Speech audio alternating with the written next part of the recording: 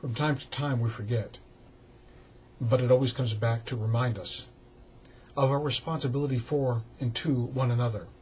The world in which we live is not an island. It's not a place where we exist by ourselves for our own sake, for our own survival, but rather we are interdependent. We're always needing one another. Others need us. We need others in order to survive, in order to eke out this daily life and eat our bread.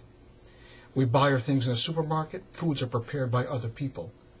Others who are far more needy are always dependent upon us to make sure that they don't starve to death.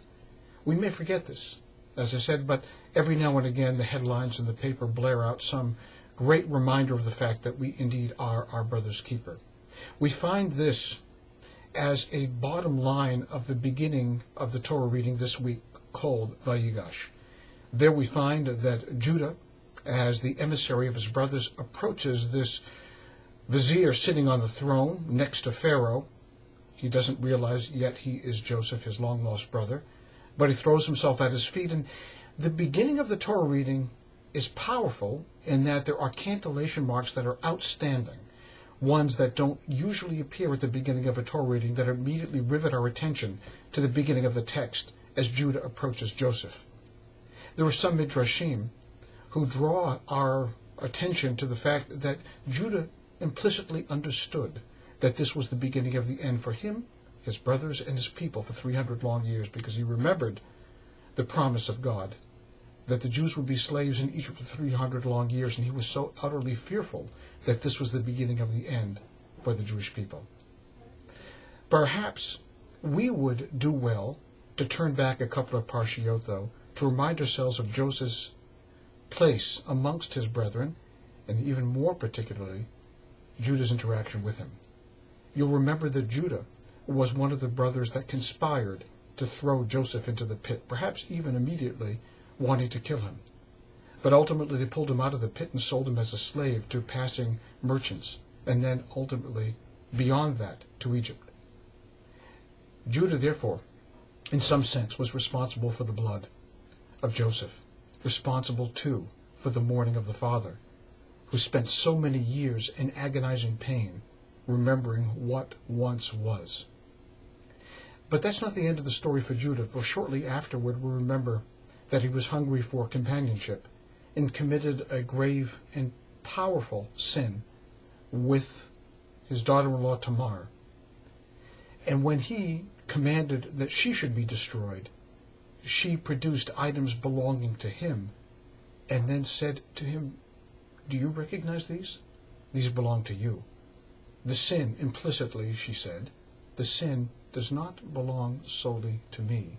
The sin is yours as well. That, in Judah's life, becomes a turning point. That, as a moment crystallizes in his consciousness, changes Judah forever. He no longer is the person that is willing to throw others to the dogs.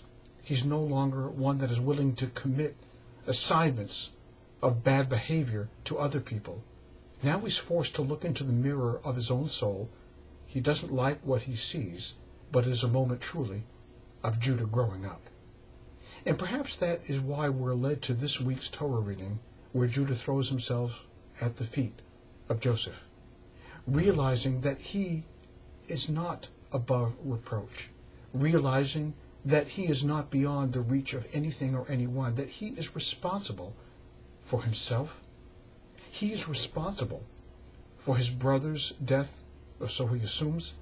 He is responsible for the welfare of his own brothers that stand quaking behind him, wondering what is going to happen to them now that they have been accused of stealing from the throne of the king. Judah truly has transformed. He has grown up. And how has he grown up?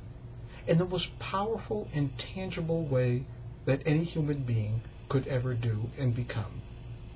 He has taken on the yoke of responsibility of being his brother's keeper. He has taken on the responsibility of saying, I am my brother and my brother is me. Inasmuch as I want to survive, inasmuch as I want to prosper and do well in my life, nothing is worth it. Nothing is meaningful unless I take a position where I have shown myself to be responsible for the people whom I surround myself with, my brothers.